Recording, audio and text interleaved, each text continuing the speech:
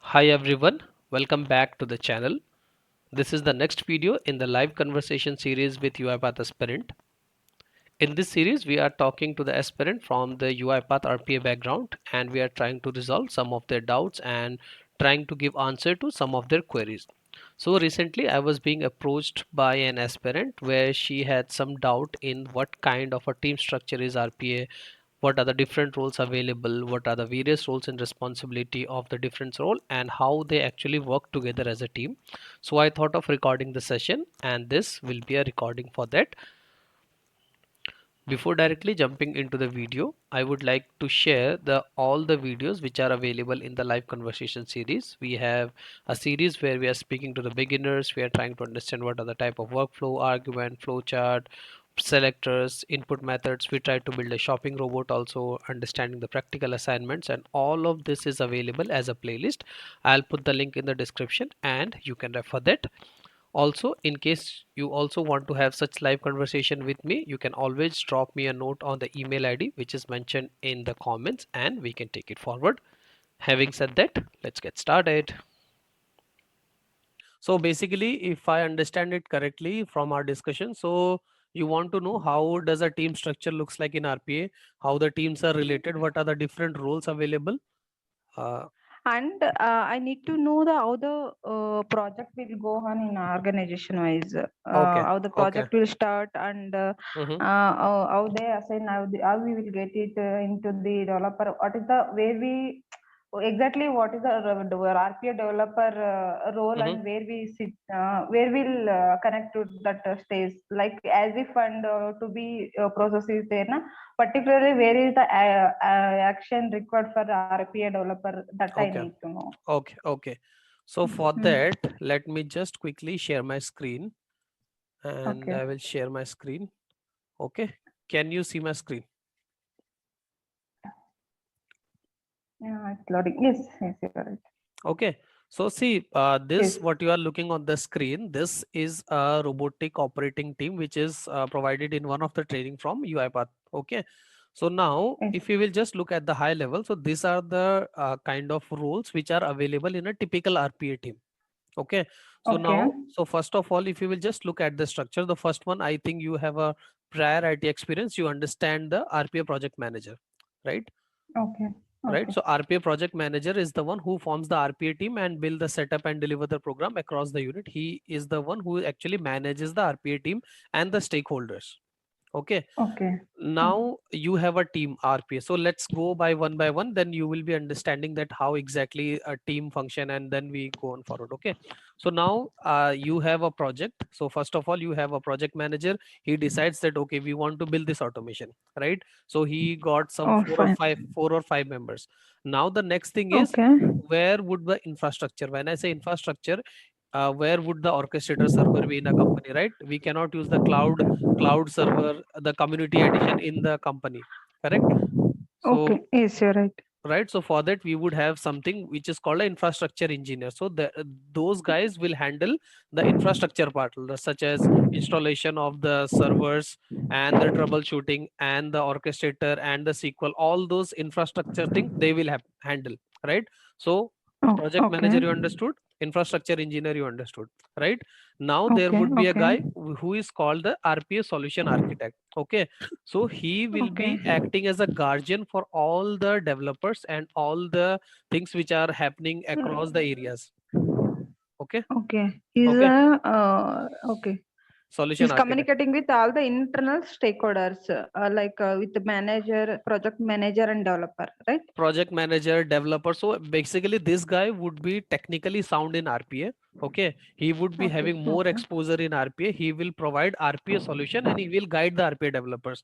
So whenever a project Okay. comes, right, there are different ways of developing a project. So approach A, approach Okay. B, approach C, approach D, right? So which is the best Okay. approach? So somebody has to take care of the architecture from a project point of view, right? So every project Okay. Oh, will have someone which is called a solution architect. Okay, fine. now Fine. comes the developer. So these are the guys who actually design and develop and test the automation, right? Okay. So these are the guys who will actually develop the solution. This guy would be senior, and these will be senior. This will consist of senior developer, developer, and all those guys, right? Now Okay. now you have got this project, you have identified the infrastructure, you have the technical guy. Mm, You should have someone, mm, you should have a guy who understand the business. So for example, if you are okay. working for a process which is from a Okay. financial thing, which is for a bank, so you would require a guy Mm, who understand the bank, a business analyst okay. who is Business analyst. closely working with the business. So the business analyst responsibility will be to get the business, understand the business, and then make the problem statement available to the architect and the project manager and to the RPA developers. So business analyst will be the guy whom the developer and the architect would be reaching for in case of any business scenario. So for example, if you are having a client, you the developer won't directly reach out to the client daily, right? So there Okay. should be some guy in the between who understand the business. So this is that guy which is called the business analyst. So business analyst Business will create a analyst. process design for you. So first of all, Mm, whenever a process come, we create something called a process design document. Okay, we will talk okay. about that thing later, but this guy is Mm, responsible for creating the process design document. Okay, now okay. Okay. so now you got a project, you have the infrastructure, you have the Infrastructure solution solution architect, you have the RPA developers, you have the process, right? Now is everything is done. Now who will test the who will test the code? There should be a team, right, who will test the code. is So those team are is again, there is a different team which is called the QA team. You are aware of the software engineering, creative right? So quality awareness. quality awareness, so they will just do the testing and all. Now there is there when you go for a live project, for any project, there is something which is called a change manager or the RPA support. So assuming that your company has developed an automation that is fully complete, everything is done, right? Now you publish that project from dev to QA and then to production. Now once it's moved to production, do you want the Mm, developers to support the process, or somebody else should support the process in the production? okay. Developer is to protocol. Who has to build a code? There he should be support this of for production. Right, but then what happens if more processes are coming? So the developer will develop or he will support. No, if it is comes more Hmm. process, then his job is only concentrate on towards the developer and Right, support. so hmm. Support to him is and support to him is set in different Correct, stage. correct, right? So L1, L2, and L3 support, that is called. So for example, if Mm, this just a re-triggering of the process, if that is a small mm, change that is no so much technical, so that changes mm. can be handled by the support team. So Support team. that are called the first line of support for the RPA solution deployed. Okay, so Okay, now they okay. would be the guy. Now let's say they have encountered an small exception which they can handle on their own. They won't come to a developer, but there is a some Mm, big change, a critical change that require an okay. intervention, then definitely they will come to the RPA developer, right? To RPA developer. RPA Yes. developer or to the manager, that we want Mm, help, we need your intervention, right? Apart from there, they will handle all the production queries, right? Now, yes. think of a scenario where you have developed something and you put it to the production server. Okay, now Production server. there should be someone, right, who manages the change. So you as a developer, what do you feel? Should a developer have the access to the production orchestrator or not? No, we don't have gen. Just we need to create a bot and push up to the orchestrator. Right, Next so level will. hmm, hmm. Mm, So there should be someone who is monitoring that change, that what change you are putting from dev to NFT or to production, right? You cannot put anything to the production because it is a live and it is working on live live data, and right? So you require yes, someone in the middle who will take care of the change. So that is called the change manager, right? So change manager. this is what a structure looks like from an RPA point of view, right? Now Oh, okay. depending on the companies, you could have same guys working on two different roles, such as the solution architect playing the role of the business analyst. Okay, or the RPA Yes, change manager is a RPA change manager and the support service team clubbed together, or the QA team working closely with developer.